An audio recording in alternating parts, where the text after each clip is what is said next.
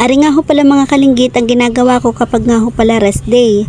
Una nga ho pala dyan ay magkakape, pagkatapos maglalaba at magbubuli naman ho ng sahig at maglilinis ng CR.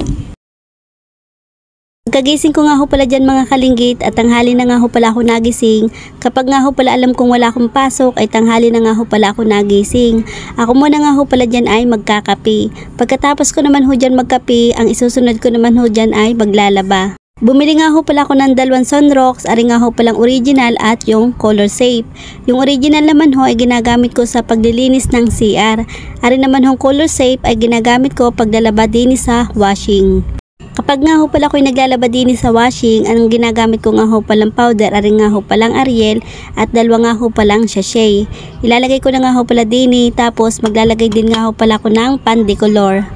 Para nga ho pala yung damit natin lalaban ay medyo malinis, tapos ari naman ho ay hindi naman ho kadumihan at ari mga sinusuot ko lang pag napasok sa trabaho.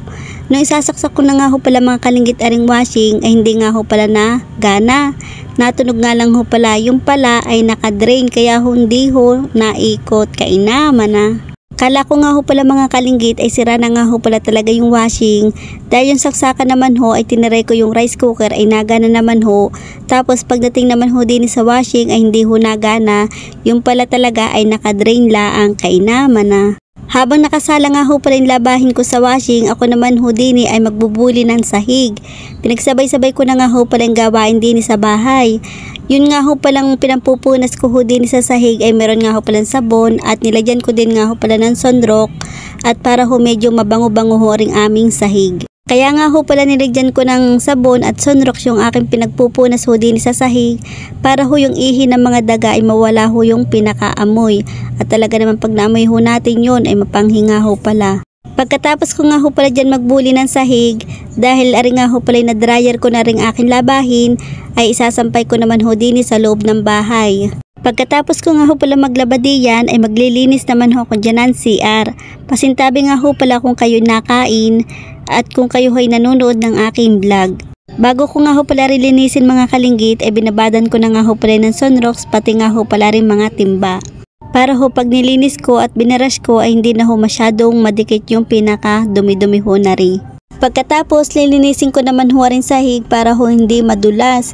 Isang lingguhan din nga ho pala ako maglinis ng boarding house kapag nga lang ho talaga walang pasok.